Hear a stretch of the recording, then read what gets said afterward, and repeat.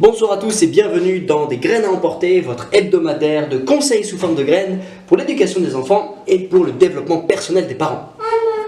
Je ne sais pas si vous punissez vos enfants à chaque fois qu'ils désobéissent. Faut-il punir ses enfants? Si oui, comment? Sinon, pourquoi? Restez bien parce qu'on va parler de punition ce soir. Notre rôle de parent devrait être de corriger, de recadrer nos enfants à chaque fois qu'ils nous désobéissent et leur faire comprendre que toute désobéissance a une conséquence. C'est hyper important, c'est la base de la vie en société et il n'y a rien de pire qu'un sentiment d'impunité, d'injustice. Quand on fait quelque chose ou quelqu'un nous fait quelque chose qui n'est pas puni, c'est quoi de ça? Il n'y a pas de justice.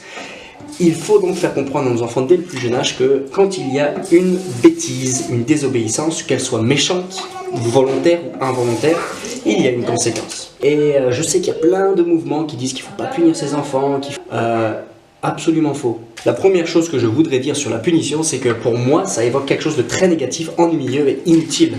En effet, pour moi, punition, ça veut dire copier des lignes. Alors, c'est les premières punitions que j'ai eues quand j'étais en primaire, et ça n'a absolument rien apporté, si ce n'est que ça me faisait mal au poignet.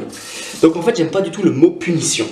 Donc, citation des parents qui s'aiment, une punition qui n'instruit pas est une aberration. La première graine qu'on voudrait laisser, c'est ne jamais s'emporter par notre colère lors de la punition. Ne jamais laisser nos émotions nous guider. Il y aura des émotions, c'est sûr. Par contre, il ne faut pas qu'elles nous guident. Donc par exemple, compter jusque 3, prendre un temps de pause avant de mettre une sanction ou une punition. J'ai dit que le mot punition, je ne l'aimais pas. On ne l'aime pas ici. Mais vraiment qu'il y ait un temps de réflexion et que la punition soit réfléchie. Il faut que nous apprenions à être lents à la colère et riches en bonté. Que ce soit des parents qui soient bons et qui ne s'emportent pas facilement par la colère. Et ça, c'est très important pour la stabilité mentale, psychique, psychologique de nos enfants. La deuxième chose, c'est n'irritons pas nos enfants par nos punitions. J'avais un prof qui disait « attitude débile, punition débile ». Okay. Alors moi, ça me faisait rire, ça nous faisait rire. Par contre, c'est vrai que ça n'amenait pas à grand-chose. Donc, n'irritons pas nos enfants, mais apprenons à les instruire par nos punitions. Qu'elles soient constructives, qu'elles instruisent et qu'ils comprennent « tiens, je me suis loupé, donc il faut que j'apprenne à ne plus refaire ». Troisièmement, assurez-vous que la règle est bien comprise.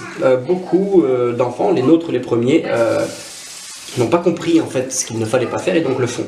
Donc assurez-vous bien que la règle est comprise en faisant verbaliser, que l'enfant explique ce qu'il a compris, ce qu'il pouvait faire, ce qu'il ne pouvait pas faire, et surtout ne portez pas toute son attention vers l'interdit, plutôt vers ce qu'il peut faire. Ensuite, pour les enfants en bas âge ou les enfants qui ont un langage de l'amour, du toucher physique, pensez au câlin. Pensez à ce que la relation lors de la mise en place de la punition, même si ce mot on a dit qu'on l'aime pas du tout, que la relation ne soit pas brisée. Ensuite, une question qu'on peut se poser, c'est à la fin de la punition ou de la mise à l'écart, vérifier et se poser la question, mais qu'est-ce qu'il a appris ou qu'est-ce qu'il a compris? Si jamais c'était bête et méchant comme punition, eh ben il n'aura rien appris, rien compris, il va juste voir que ça l'embête. Et certains, quand ils embêtent leurs parents, ils réalisent qu'ils sont au centre de leur attention, donc ils le refont pour être au centre de l'attention de leurs parents. Et s'assurer vraiment que dans la punition, il y ait quelque chose de pédagogique, si je puis dire. Terminons, essayons clairement de terminer par le pardon. On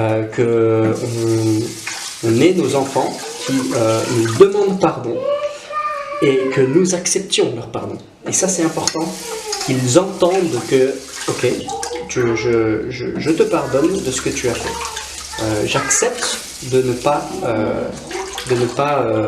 m'en souvenir. Et ça, c'est vraiment très important. Dernièrement, il faut aussi modifier l'espace.